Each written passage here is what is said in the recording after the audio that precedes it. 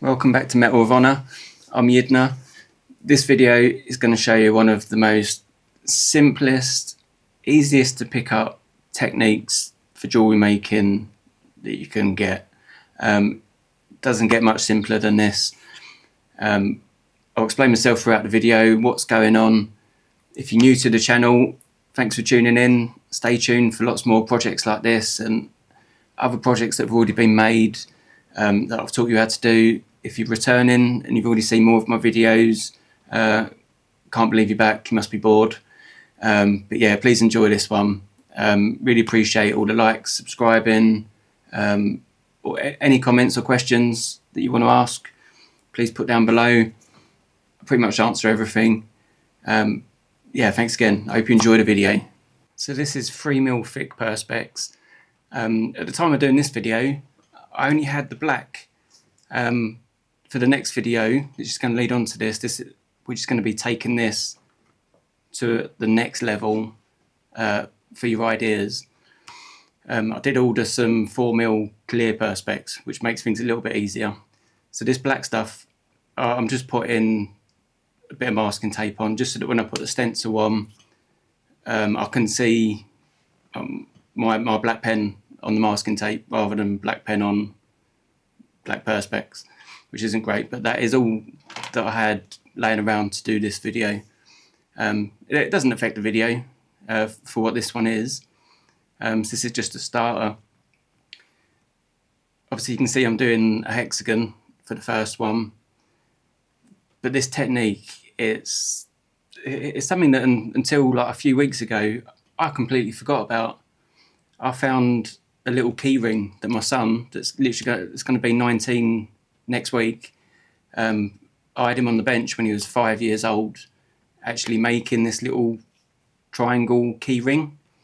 I might even show it at some stage, but that just sort of like I had the memories flooding back, and I thought it's like a forgotten technique, and it's not something that you ever see being done, or so rarely.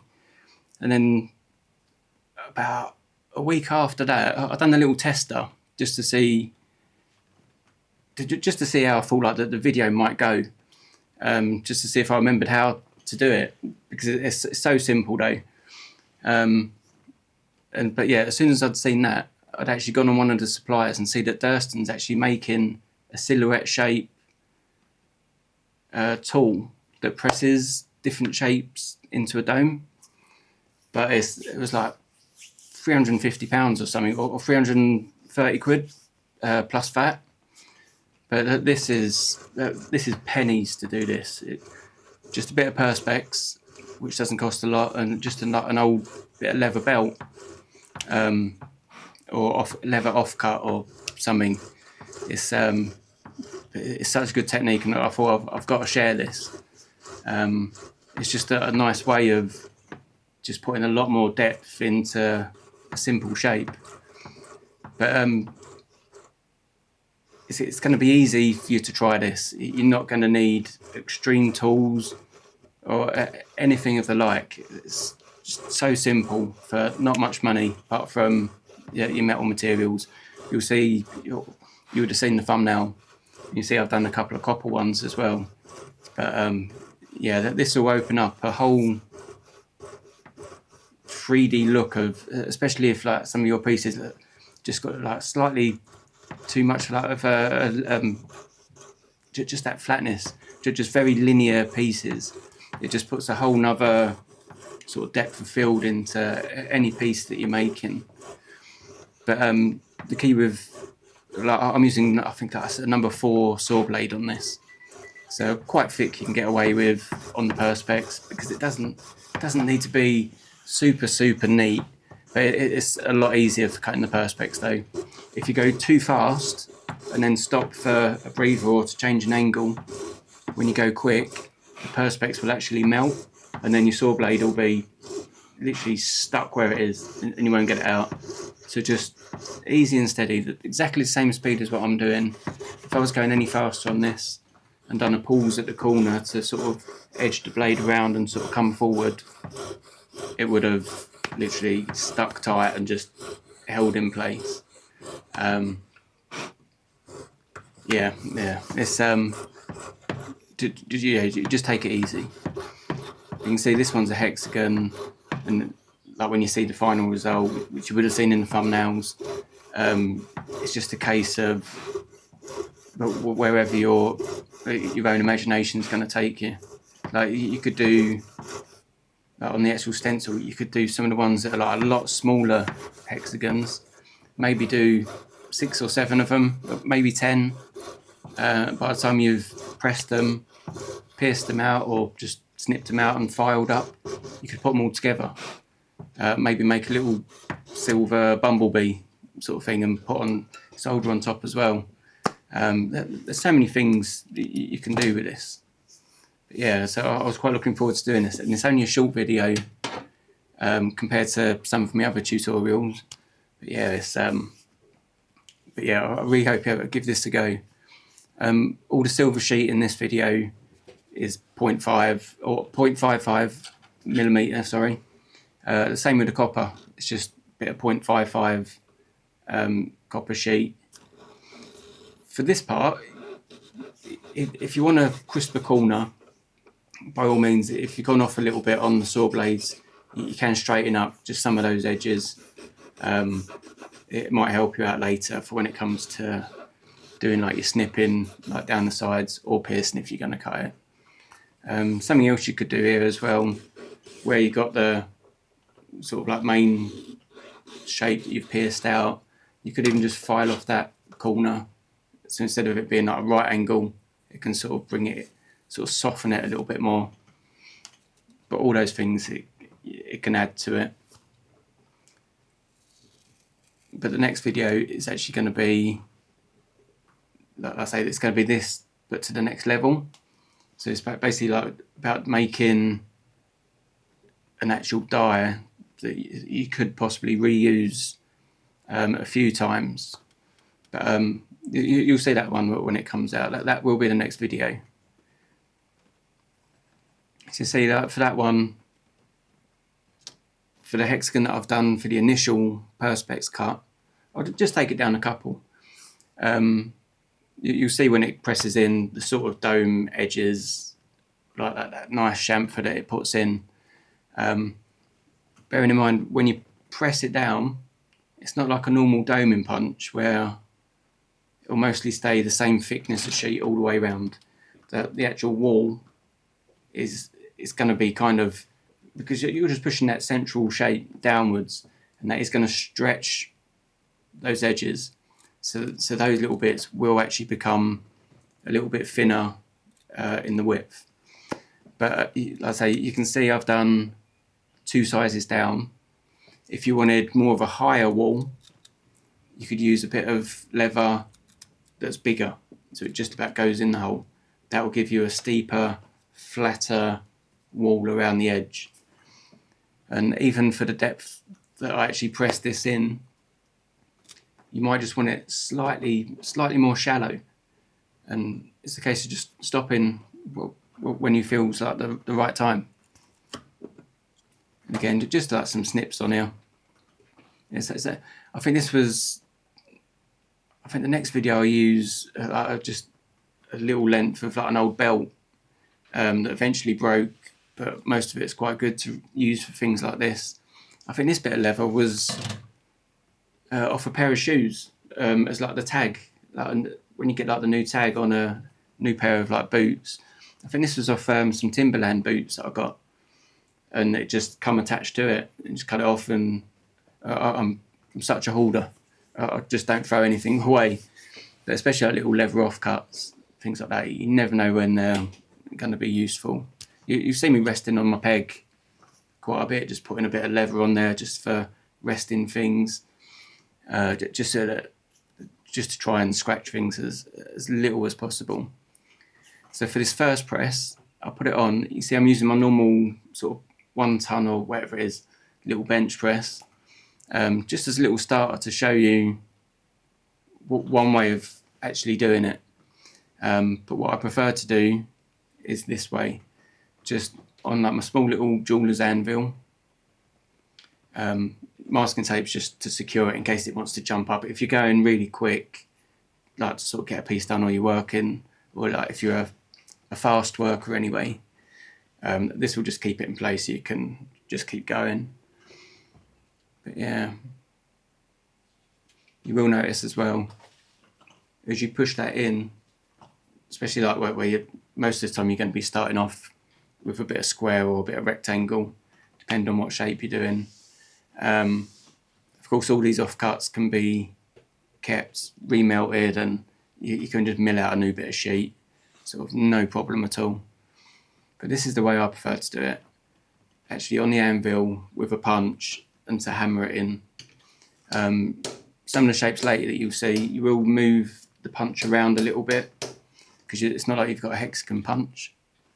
Some people might have one. I've not seen one, or it's not anything that I've personally like ever needed. It might have been handy for this, but yeah. But you can see like a round normal punch out of a dapping set works absolutely fine. You could even put a hammer on top that you use for making tapered collets, and that would work just as well. So you can see how that dome comes out. It's it's just such a simple technique.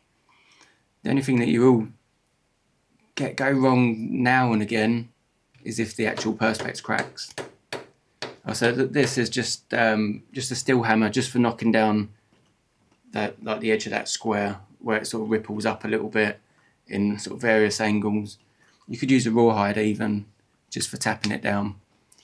One of the shapes later, when I do the triangle, you'll see that I'll go back in it a second time, and the perspex does actually snap, and so they don't last forever. Just trying to get used to a bit of zoom in there. You see, I've made this with not even having this hexagon perfect on the edges. You see, there was a little bit there that I'd missed out of actually filing flat. But you know, it's like for the way it goes, it's the bit that's on the top of the screen at the moment. It's where that little notch was that I'd accidentally left on. But you can see it's not really affected it that much. But these ones are only a tester. I might do something with these at a slightly later date, just to give you an idea for some other things that you can do with these. But you could use this technique literally on any shape. You could even do like a freeform with your hand. You could do like a cartoon looking sort of splat sign in the perspex. As long as you do the lever, similar shape, push it in, done. And you've got literally any shape that you want. Anything that's too small is going to be a bit awkward. So another thing, like this, you can just see it's a normal square collet punch plate. You can just use these, and you could do this in most of these sort of bigger shapes quite easily. And you see that I'm just hitting this bit of copper down just to get those edges back down. But every time you sort of take it off and check it, you can always just pop it back on. Go a little bit further if you want to make it a bit steeper. You could even put one of your normal round doming punches in, if you literally want it almost like with a very high peak down the centre, especially if you're using a very small doming punch. But honestly, it's whatever your imagination's capable of. Even on the next video that I do with the next technique for this, just taking it that one step further. The same as like any of my videos, I don't care if you want to copy. Yeah, the tutorials for a reason, for you to give it a go.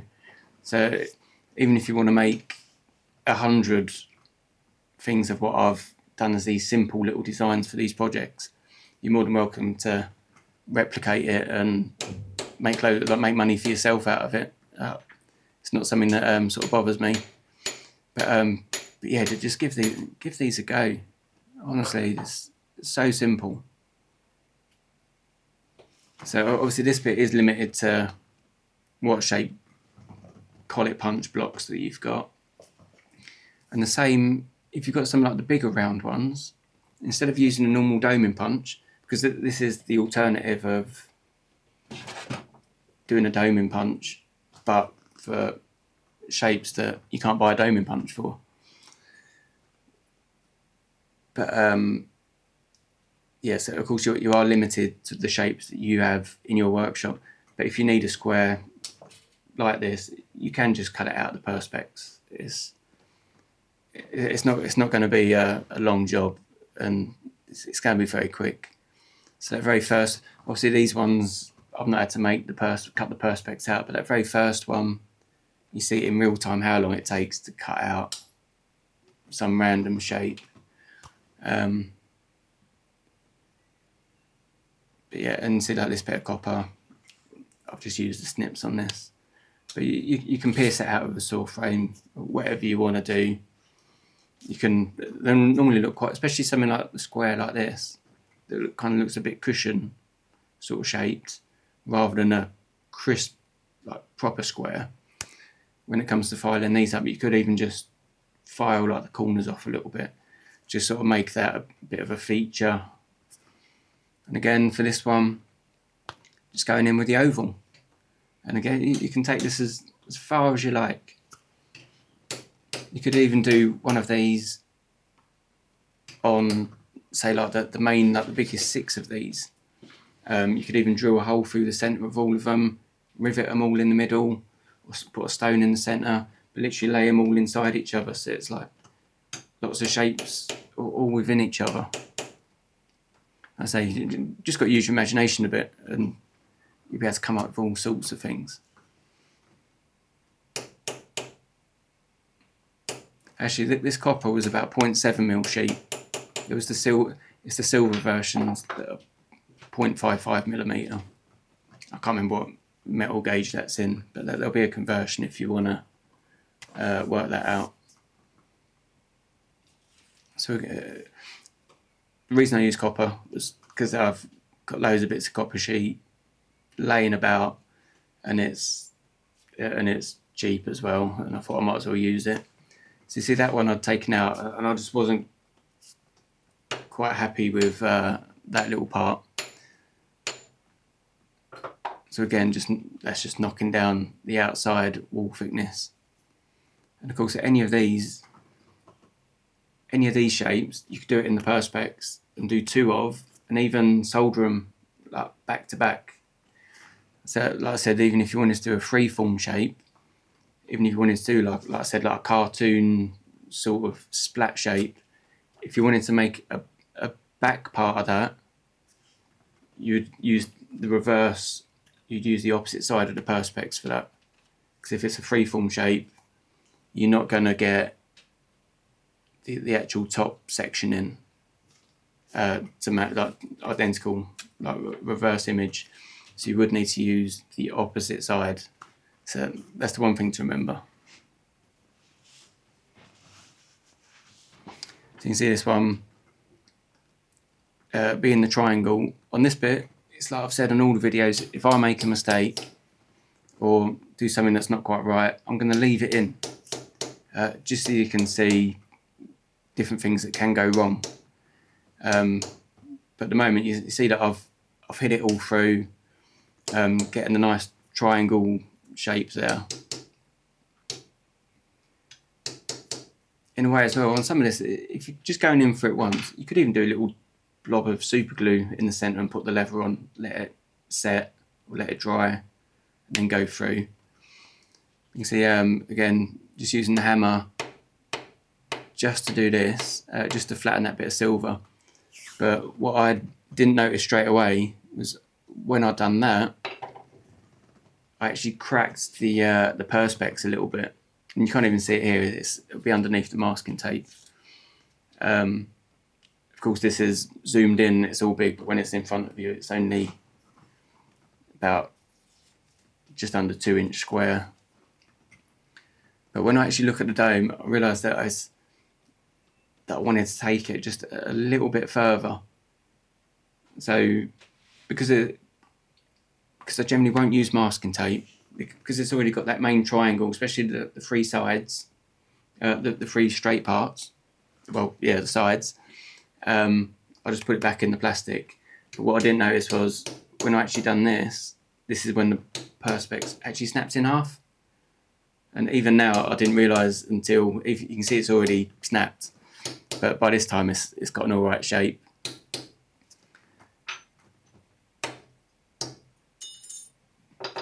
So of course, once it gets to like this sort of stage, your actual main perspex is no good for holding this together and flattening that down. So just on the anvil, up the correct way, avoiding the dome, you can just knock that down, and quite simple. But I wanted slightly straighter edges on this, so because this will be the one that I will use for projects along the line somewhere. So this is just like your engineer's square, if you've got one. If not, you've probably got something else made of steel that's got a sharp edge, or sharpish sort of edge. You can just lay along the top and hit on top, and it will flatten that bit down. But yeah, but I hope this has been a good little bit of inspiration, because you just don't need many tools.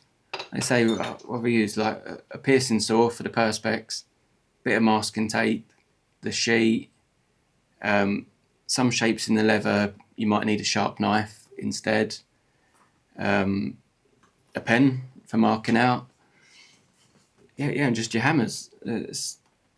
You really just need minimal stuff, you know.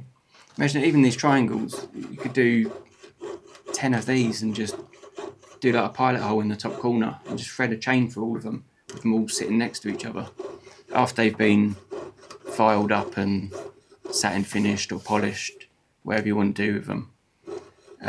Even that would look good when it looks like it just looks like the designs had a little bit of thought in it, not just that. There's a lot of people you see that will make jewellery, that basically want to do the metal work and just enjoy working the metal, but the imagination part isn't always there, and some people will just want to sort of get ideas off other people to sort of replicate, because they can't always come up with their own things, which isn't a bad thing. You think like in like a very traditional way, especially here in England, people would go to London maybe and do like a jeweller's apprenticeship, but they might not even be able to draw or design themselves. It's literally just get in and learn to work off someone else's design, and that is one way a lot of jewellers will work. But of course, like nowadays, there's a lot more people like myself that would like to keep everything in-house. You like to design, you like to make things, and see that finished piece for yourself, you know.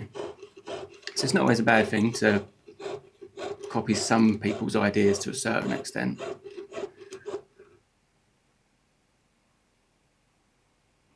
Yeah. So you can see that this one I did show you me just, instead of just using the snips sort of going around. But yeah, like I say, I hope you found that useful.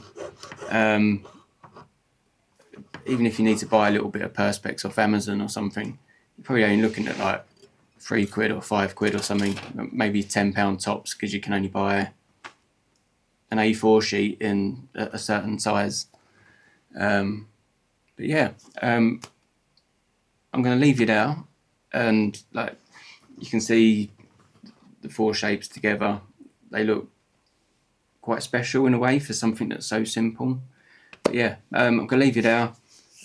Thanks again for watching. Please like, subscribe, maybe hit the little bell so you get notified for when the next one's out.